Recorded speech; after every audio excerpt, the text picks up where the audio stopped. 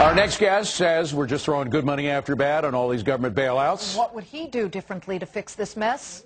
Just about everything. Does it surprise you that we're talking about Jim Rogers, chairman of Rogers Holdings, with his take joining us? Hi, Jimmy.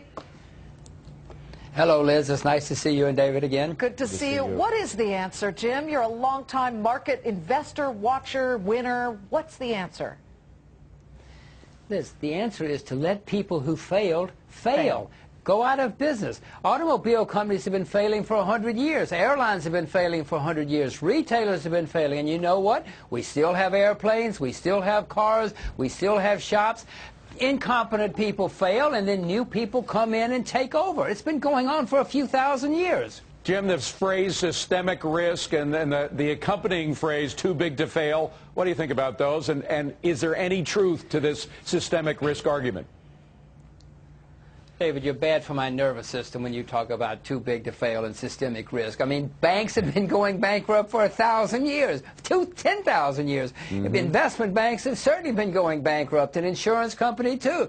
Let them go. I promise you there are lots of banks in America who have been doing the right thing. They've been waiting for this moment so they could expand market share. And you know what's happening, David? The government is taking the assets from the competent people, giving them to the incompetent people, and saying, okay, now you can compete with the competent people with their money. I mean, this is the idea that you can solve a problem of too much debt and too much spending and too much borrowing with more debt and more spending.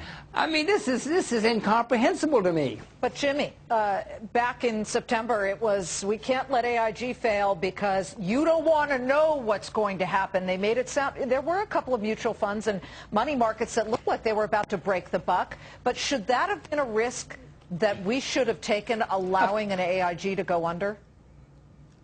Of course it should have, Liz. Of course AIG has failed. You don't want to know what's going to happen if the American taxpayer has to hold up AIG for the next 15 or 20 years. We're talking about hundreds of billions of dollars, and we haven't even gotten to Fannie Mae and Freddie Mac, all of these others.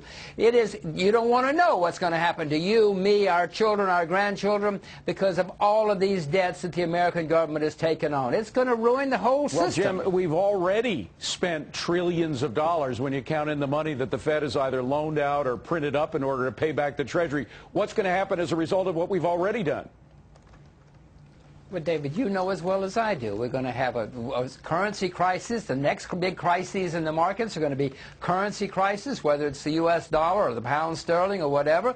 We're going to have higher interest rates. We're going to have higher inflation. All of this is going to turn into more turmoil, just as it has in Japan. You know, David, the Japanese stock market is down 80% from where it was 19 years ago. That's not a typo. 80% down from 19 years ago, because they tried this, and it has not worked in Japan for 19 years. Is it a case that the foundation was so cracked, Jimmy, that all we're doing is building a new building on top of the cracked foundation instead of ripping up the bottom of the layer and fixing it there?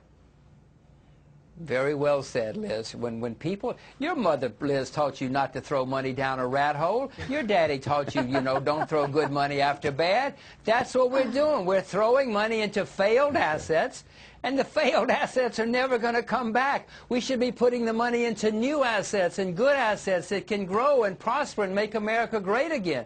But throwing money into the same old failed assets, that's not going to bring them back to life.